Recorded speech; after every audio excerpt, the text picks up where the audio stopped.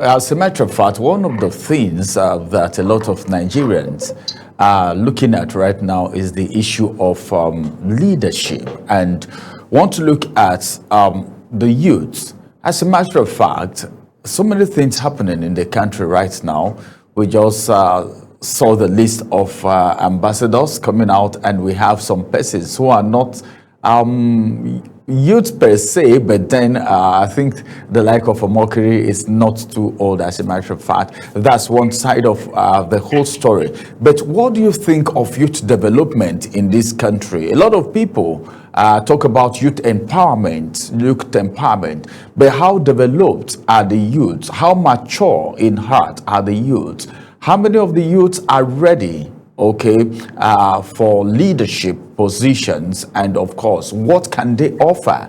Would we actually see youthful exuberance playing out, or maybe exotic life, the Gen Z thing playing out, if the youths are being put into leadership position? How capable are youths, even though we have very brilliant Nigerian youth? Joining me on the conversation this morning is all the way from the city of Lagos State is James Ezema. It's good to have you join us this morning, James Ezema. Hello. All right. By the time we establish that, it's good to have you join us this morning. Yeah, thank you. Okay. Thank you. Good to be on the show this morning. All right. Let's talk about youth development. How important is youth development as far as Nigerian youths are concerned? Well, youth development and empowerment is very important because young people are the future of every nation, and if you don't work intentionally, to deal with the capacity building, the development of the young population, you have sacrificed the future of the country.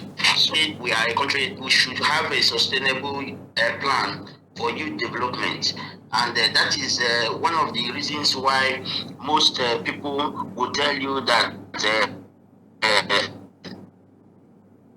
tell young people of tomorrow, if they begin to wonder, because the tomorrow never comes. They continue to be told, they've made promises to that tomorrow will come, you are the leader tomorrow, you are the leader tomorrow, and that tomorrow that we were hoping to come yesterday is today. And today we don't have young people actually taking care and taking charge of our affairs, as it were. But when it comes to the private sector, you will see that when they want to employ in the private sector, because they are looking for results, because they are looking for productivity, because they are looking for excellence, they go for the young people. Most times you see some banks, they want to employ, they will say if you are a graduate and you are above 25 years, they will not engage you. So that's the way, that's how important young people are, young minds are. Developed young minds, and we cannot develop those young minds without deliberately and intentionally having a system that will help us develop them and reduce the human capital waste that we have in Nigeria. The human capital waste we have in Nigeria is so enormous that you will see young people talented, but the talents are not harnessed by the nation, and some of them end up as motorbike touts, just simply because they did not have access to education. Some of them end up as garage boys, just simply because this guy is a graduate, but there's no employment, and these are the issues. So youth, we cannot overemphasize the need for a national plan on youth development, because if we don't, then we have sacrificed the future of the country, and the country will pay for it very, very dearly. No, all right. There is this Gen Z syndrome, all right, that is everywhere now. We're talking about the empowerment, all right, of youth for national leadership. Have we had youths in leadership who have actually performed very well, better than the older ones in the past? Because this is an advocate, sort of, just in form of an awareness creation for youth empowerment for national leadership. See, Renzo, you see, let me tell you something. Some of the youths that have accessed leadership or political offices, how did they get there? Most of them got there through the processes that are corrupt, processes that they are by the recommendation of corrupt people. Most of them did not get there by their own individual merit, and that is why they will not perform just like we expect. Because the people that have access to government positions and political offices are either godsons of older politicians who have been taught the ways of the older politicians, and they are the ones that are being recommended. I can tell you that if we run our leadership selection process the way the private sector carry out their own leadership selection process, very transparently, looking for the best, I can tell you that Nigeria will be better for it when we have young people on the saddle. Sadly, most people that are called the young people that will make reference to and say they have not performed like the rest of, better than the older politicians, is because of the way and manner they come. The processes that brought them, the processes are not fair, the processes are not transparent, the processes are always based on recommendation or imposition by those who are already there, who feel that they need to protect their own interests, and they want somebody who will work according to plan. And that is why young people, when they get to office, we will see them just not doing anything different from those older politicians. And that's just the truth of it, because they don't get there by their own merit. And that's why we cannot say we have any serious example of a young person who have occupied office in Nigeria, because the process is as good as the end of it. If the process is flawed, then you cannot expect to have anything better or anything good coming out of the end of that process. All right, you just talked about godfatherism in politics. I think if I could actually get what you were talking about.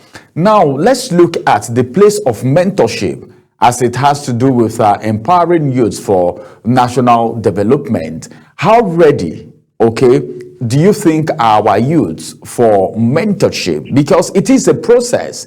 Becoming a leader, national leader, is a process. We have a lot of Nigerians doing fantastically well. Like, if you listen to my introduction, I was talking about how endowed Nigerians are, especially our youths, very intelligent set of people.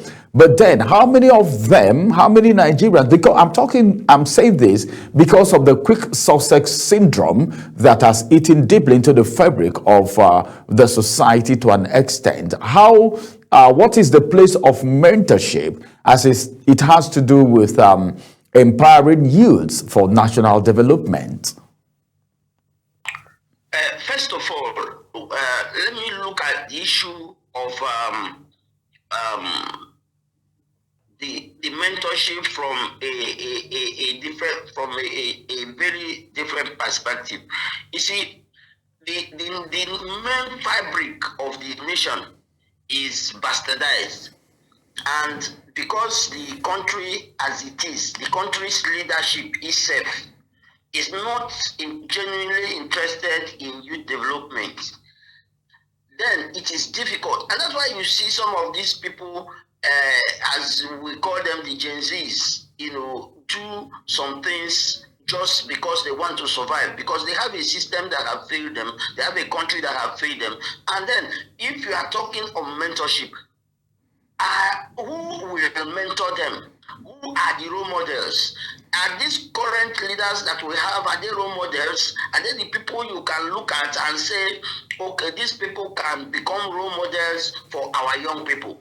And that is the problem we have as a country, because we don't have role models. We don't have, if it's in businesses, yes, you can find one or two individuals, some people that you can say, yes, these people can mentor young people in business. But if it is in pure leadership, political leadership, who are the people that we can say they can be mentors for our young people? Where can we find them? Is it in the National Assembly? Is it in the State Assembly? Is it in the government houses in the states, or at the federal level? I don't know how we are going to find these mentors. Are we going to find these individuals who are the same people who are decimating the system and causing hardship? What have they delivered that will make a young person to look up to them and say, yes, I want you to be my mentor? What successes have they recorded as leaders that somebody somewhere will now stand up and say, I want this person to be my mentor? Mentors are people whom you admire. You admire their ways, you like what they do, you admire their leadership qualities, and you say, no, I want to be like this person. So which among these our leaders, our political leaders, can we look at and say, a young person can look at and say, I want to be like this man? And that is the problem. And that's why this gap is there. The gap is there because these people are not showing any example, and nobody wants to learn their ways. Some of them that even want to do anything at all, they want to use what they have. Some of the young people today, they are more innovative, and they depend more on technologies and things like that. And these are the things some of these older politicians don't have. All the older leaders, they don't have it. So how do they impact those Gen Z, what we call Gen Z skills, like digital skills and things like that on them? They cannot. But these people acquire some of these skills on their own, and then because there's no national plan to include them in leadership, so they will now want to those skills negatively. And that's why you see some of these guys, all kinds of fraud. You see them very intelligent, very knowledgeable, but the thing is that their skills are being diverted into something that is not in national interest, just because the leadership have left them. The leadership does not care. The leadership don't want to accommodate them in national planning. And that is the reason why we have these young people who engage in all manner of things, and they are not interested in mentorship. Because what are you going to learn from somebody who is a corrupt politician? So it's better you go your own way and find your own way of how to deal with the issues around you and survive. And that's the major challenge that we're having in the country today. So any day we want to actually develop our young people, we will have to begin to look at how talk about skills and not just certificates. Because most times people talk about it, the only thing that gives you job in Nigeria is the certificate, and you see that people do all kinds of things just to acquire the certificate in search of a white collar job wherever it is available. It's not about what you can deliver. It's not about what you can do. It is not about your skills, your ability, your qualities. No, it's about, you must have 2-1, you must have first class. Then you see some people who just go there and all they do in school is to just have a first class, and at the end of it they come out and they're in search of job. I have a first class, I have a first class, but what can you now deliver in real sense of it? And these are the problems. That's where the gaps are. We have to begin to have a conscious a plan to develop our young people, mentor them, and deal with issues that has to do with youth development. And one of our leadership group, the Not Too Young to Perform, we have made a plan. We have been making conscious plan to get these young people into some of these skills and ensure how we can develop them into entrepreneurs and then political leaders. So these are the things, but it has to be something that the government will be involved consciously. It's not just the lot is too much that it's not something individuals or just a few people can do. It is something that the government have to develop a national policy that will be followed up sustainably to ensure that we have young people that we can salvage from among these people that have found their way in the wrong places. I think something is getting this. The whole thing is getting very interesting right now. Let's look at your perspective, all right, as it has to do with government position when you talk about empowering young people, the youth for national leadership. What's your perspective to the government's position, leaving aside the politicians now? Because from your indications, it means the politicians are not interested to bring up youths to become leaders, and of course that they can't even mentor them because they don't have anything to offer. According to you, generally now, what do you think is the position of the government generally, from the grassroots to the top, from the council ward down to the federal level? What's your perspective to the government's position? Now, we cannot talk about the government without these politicians, because they are the ones that control the government, they are the ones that control the policies of government, and they are the ones that control the processes. You see, what happened at the grassroots, you mentioned the grassroots, can you, as a young person, no matter the leadership quality your own, go and contest for councillorship and win? Councillorship elections in Nigeria are just a mere arrangement where he calls it a mere arrangement. Well,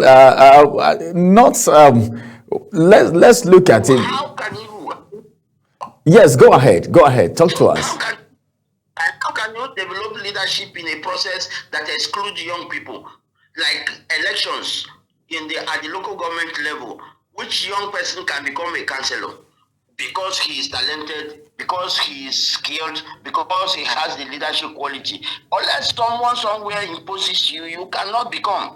And then the elections are not free and fair. So, the whole thing is skewed against the young person, because it is this same warped politicians that are the ones that are in control of the system, that are the ones that are in control of the selection process, that are the ones that decide who becomes what. And that is the problem. So the government have to come to the level where there should be a kind of a setting up of a national and a local mentorship network that will be something that people can actually these young people can actually buy into it. They can decide to do it through their alumni association, professional bodies, or some other kinds of arrangement that are outside of the government circle itself, because the government in itself have people who are not interested and have people who are more interested in what they are going to get, the perk of office, than even in the actual work of trying to secure the future of young people.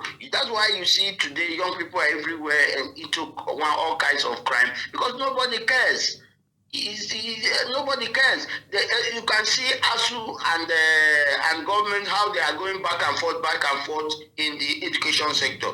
Is that how a government should build a future for each young people? The young people cannot go to school.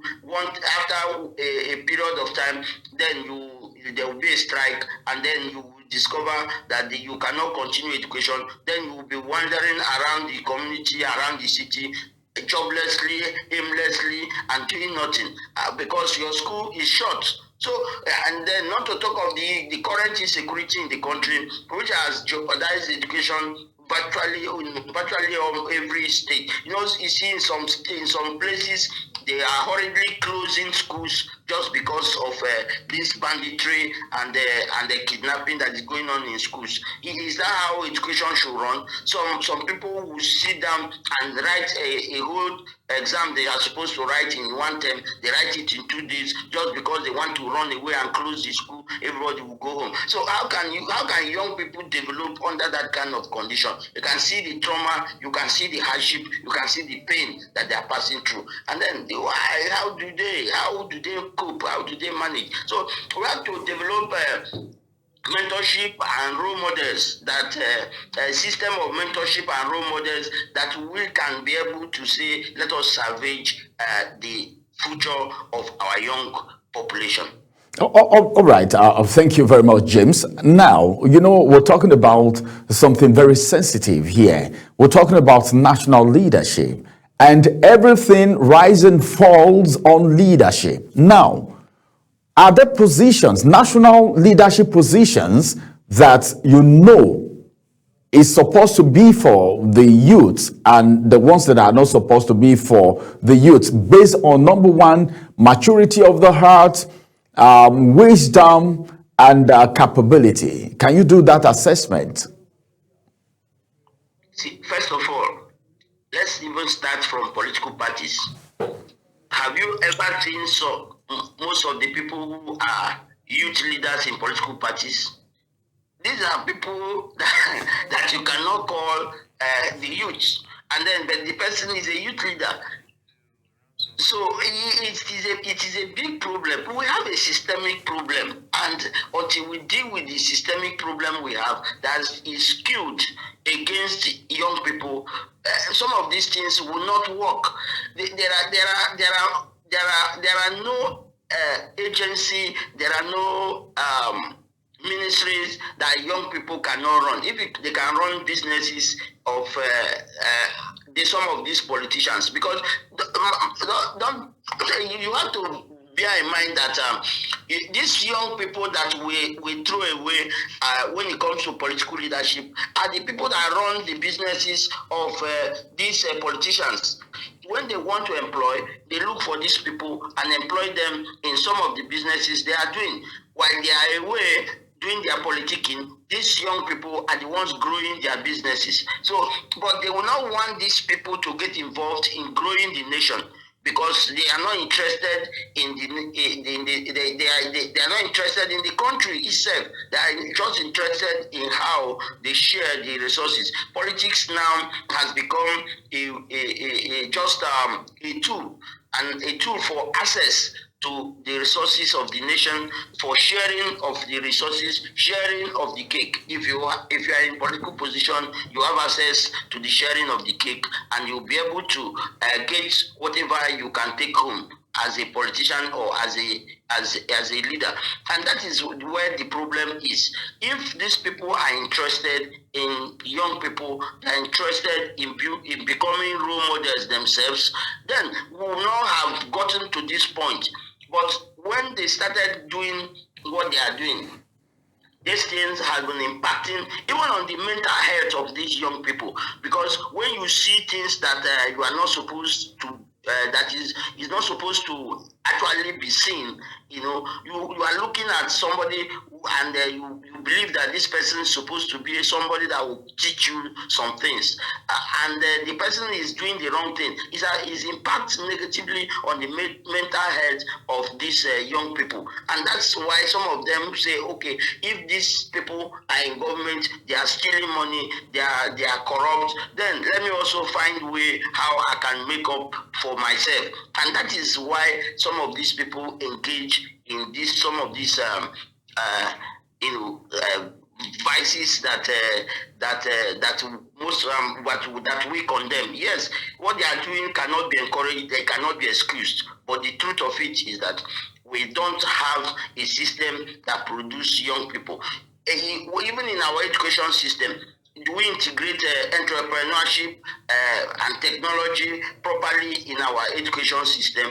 No, it's just knowledge-based this thing that you theoretical knowledge that you just go in, pass through the school, and you come out and they issue a certificate. But when you have come out of school, there's no entrepreneurship skill that is impacted in you. You don't have much of tech skills that are impacted on you. You don't have proper civic education that is impacted in you. So how will your orientation change? Your orientation cannot change, and that is where we have a problem. So young people can lead in any particular position, but the only problem is that these people will not create the enabling environment for us to grow skilled leadership that could be the people to take over from some of them, because they already have the association plan where they have their children, their grandchildren, the children of the associates, they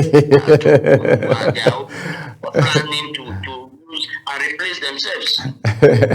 All right, comrade, it's been a very wonderful time. It wouldn't have in any way been better than this. This is apt, and of course, this you've excellently spoken. We'll look forward to when we'll talk about this topic again. Finally, in just 1 minute, what's your last word of encouragement to the youths, preparing them for national leadership as we round up, just in 1 minute? You see, when we encounter young people, we tell them that look, don't ever see these guys as role models. We don't have role models anywhere. Let's become our own role models. Let's be the ones to tell them that what you guys are doing are not all right, and then it's not acceptable. And that is the kind of process that we have started, that we are working on at the Not Too Young to Perform, that we are trying to raise a young people, a new crop of young people, young individuals, people who will never ever see all these people as role models. And that is the only conscious way, that is the only intentional way, and that is the only way for us to be able to salvage the situation. All right. Until we do the right thing by bringing them out systematically and consciously, we will not be able to salvage any of these young people. All right. Thank you very much. James Ezema is a member of the Not Too Young to Run, and of course, is a political and public affairs analyst. Thank you for joining us all the way from Lagos State this morning. Thank you very much for having me. All right. Have a beautiful day. Bye-bye for now.